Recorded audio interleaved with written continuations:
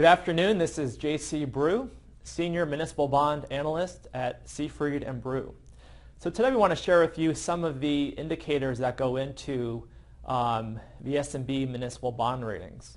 We're going to do that by looking at a city that's been in the news recently, and that is the city of Chicago. Both Chicago and Illinois are having some issues in regards to their pension funding as well as budget issues. And also Chicago is interesting because different of the credit rating agencies have given the bonds different ratings. So when we look at a municipality, the first thing we'll look at is their financial position, and we'll look at year to year, how much is that net position of the municipality changing. So we see that with Chicago, actually over the past 10 years, the amount that net position is decreasing is actually worsening, just about worsening every year. So part of that is their pension obligation, part of that is their other post-employment benefit obligation, but part of it is also the result of their operations.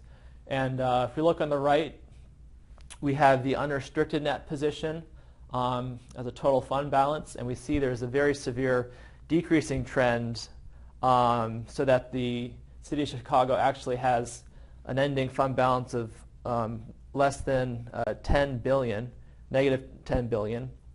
And so that's an indicator sort of what we call it the leftover net position. So when you take your net position and you subtract restricted amounts and you subtract amounts that were invested in capital assets, you're left with this unrestricted net position amount.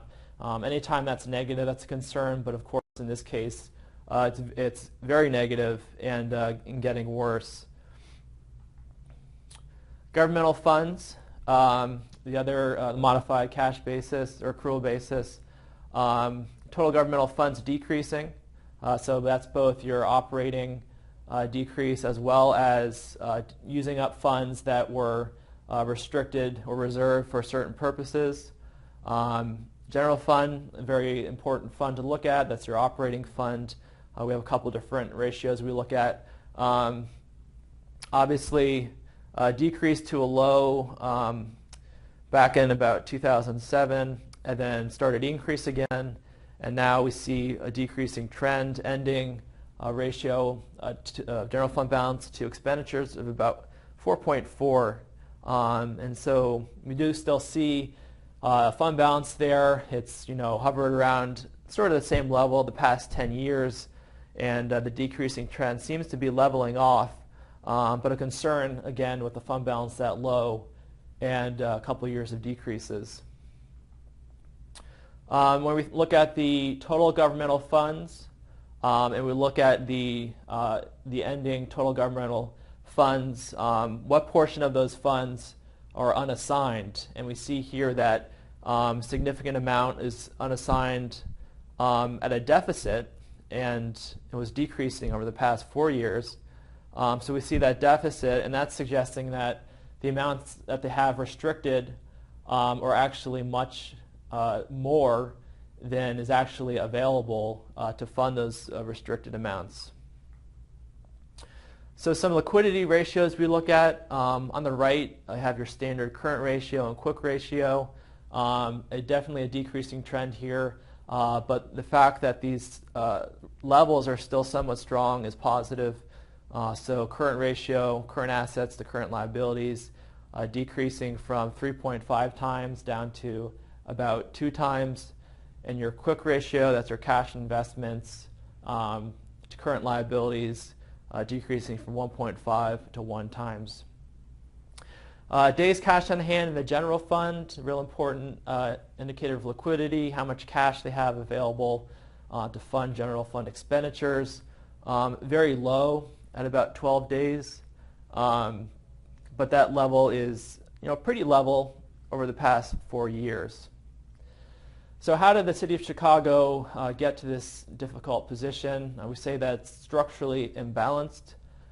Debt to assets worsening over the past 4 years. That's your ratio of total liabilities to total assets, suggesting increasing from about 1.2 to 1.6. So for every asset, we have 1.6 dollars in liabilities. Long-term liabilities increasing with that pension obligation, with the OPEB obligation, as well as your increase in general obligation debt. So what's the impact of pension and debt on the city of Chicago? Well, we see that if we compare these annual costs and pension and debt service to total governmental fund revenues, that ratio is showing a pretty significant portion of revenues are being used up for this purpose. So pension costs at around increasing to around 30% compared to governmental fund revenues, and debt service costs between 10 and 20% compared to governmental fund revenues. You look at other numbers on the pension situation. You have the funded ratio, an average of 38.5%, looking at the four systems that the city maintains. And the big question mark looking forward, which we'll see in the December 31st, 2015 financial statements, is the net pension liability probably going to be very large, around $20 billion. And that'll just increase the picture of how poorly the city is doing in regards to their pension system. Lastly, we look at the local economic performance. So we have Cook County and DuPage County. DuPage County a bit stronger than Cook County, both seeing a decline in population, both seeing fairly strong per capita income as a major U.S. metro area, and DuPage having lower unemployment than Cook County. So that about wraps up some of the indicators we look at for municipalities for general obligation debt. Chicago having some major structural issues that would lead us to give it a watch rating. Other than that, we just thank you for joining us this afternoon, and we hope that you have a great week. Thank you.